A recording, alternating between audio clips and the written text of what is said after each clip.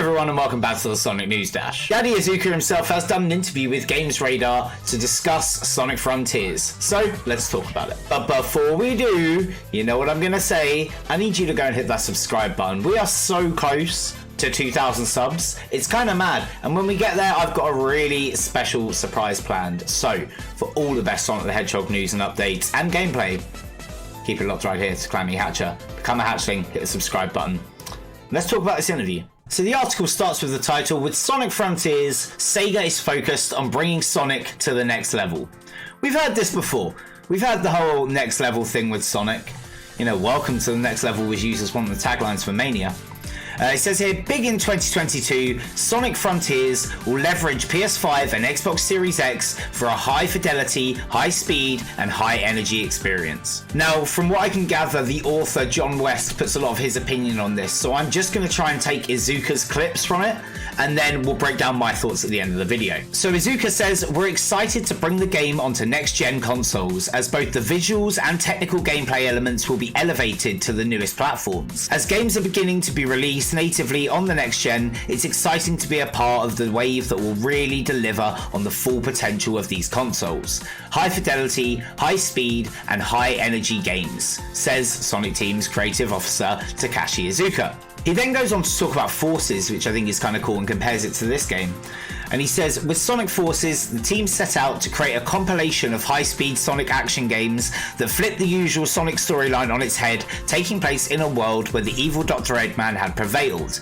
That's one of the things I actually really enjoyed about Forces. I liked the setup for the story, even though there wasn't really a lot of story there. The setup was nice, the concept was nice.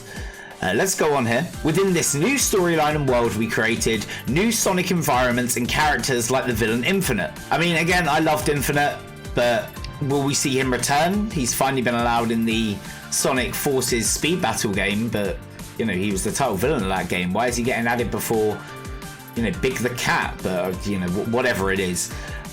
So yeah, it talks about Infinite a bit. Let's go on. "With Sonic Frontiers, we are challenging ourselves to deliver an all-new style of Sonic action adventure. We're once again expanding the Sonic universe, bringing in new environments and additional features to create a totally new type of open zone experience." Okay, so I think the word adventure has been used very deliberately here, because for Sonic to control in the open world and still have platforming elements, he needs to be able to go fast, but he also needs that adventure style control where you can, you know, navigate between different platforms easily, and you can still pick up some pretty good speed if you know how. But I think boost will probably be incorporated somewhere, but I think that's very deliberate wording, and yeah, it's good to hear they're expanding the Sonic universe. How this time? You know, I'm always excited to see this universe expand. I'm not a fan of some of the choices that have been made in expanding it, but I'm a fan of others. You know, I can't expect to love everything they do. That's just unrealistic. So, okay, there's definitely something to take from there.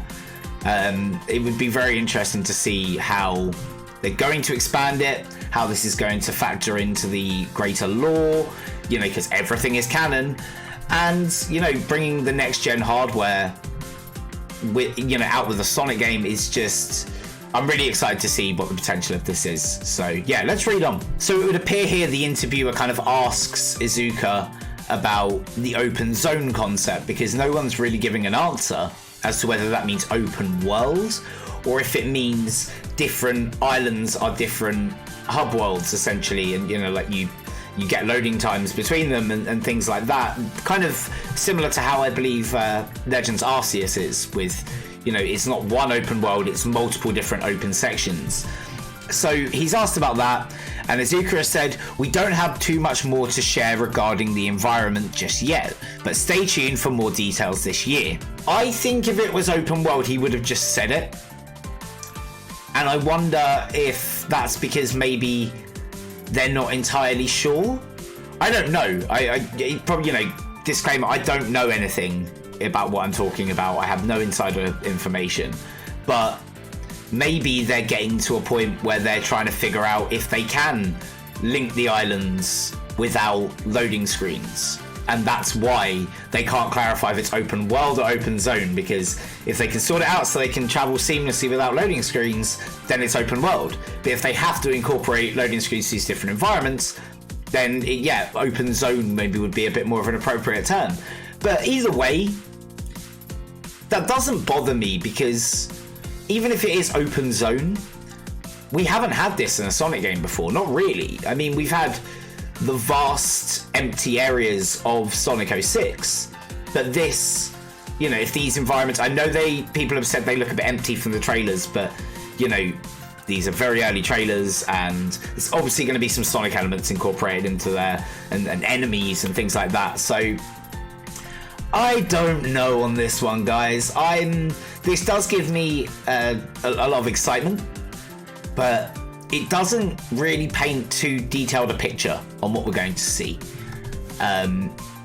You know, more is to come at the end of the year. We'll see what happens with it. I'm very hyped for Sonic Frontiers. I've got to be honest with you. I mean, it looks like there's a bit more here. I almost skipped ahead. So let's just see what Iizuka says here. We focused on bringing Sonic to the next level and ensuring that he's fully represented as the character that fans know and love, while still making his new form exciting. So that sounds to me like they're going to incorporate a few different, maybe character elements into Sonic. And considering, you know, this has Ian Flynn working on it, I'm completely cool with that. He's added some really interesting stuff in the comics. You know, when the metaverse, oh my god, when the Metal Virus saga happened, Sonic was displaying clear mental health issues. And that's something I didn't think I'd ever see, and it was just awesome to see. So with Flynn coming in, let's see what he brings to that. I'm really excited on that. We pay extremely close attention to getting all the little Sonic details right to make sure that Sonic's signature speed and characteristics remain consistent across every game iteration. Now, so those of you complaining that this is the Forces model, that's why. Because they want to keep some sort of continuity. And you know what? I kind of get it. Because if you're changing the model all the time, although he always looks like Sonic, like it's harder to build like a consistent branding with it. If people keep seeing the same Sonic, just slightly changed each time, you know, upscale, things like that, then it becomes more familiar to people.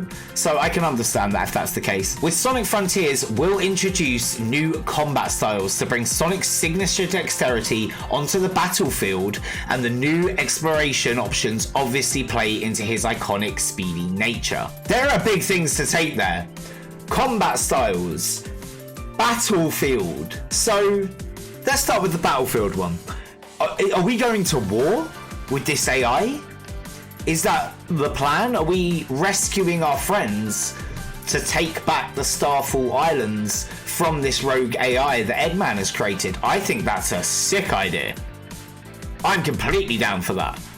We don't know that. This is speculation, of course. But Battlefield, I'd never really consider many games in the Sonic franchise as being a battlefield. Well, no, actually, there are levels here and there. But generally, it's not something I would link, a word I would really link with Sonic games, particularly with what we've seen of Frontiers. Battlefield. Okay, let's bring our combat styles to the battlefield. And that, of course, is the other thing, combat styles. What does this mean? You know, will it be kind of a beat-em-up, brawly kind of game? Will we have, you know, new tools in Sonic's original arsenal that complement his speed? I think that's probably more likely. And I've always thought that Sonic could do with a counter, and I've been arguing this in Smash, but this would also make sense in his own games, in the sense that Sonic is the fastest thing alive.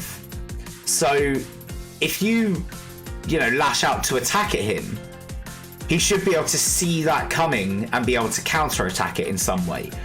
So that would be really cool. Something like that. We saw him do that ring as well, do that like run around in the trailer, the first trailer. I wonder if that would have something to do with it. Maybe you run around an enemy and like destroy them as you do it. That would be quite cool.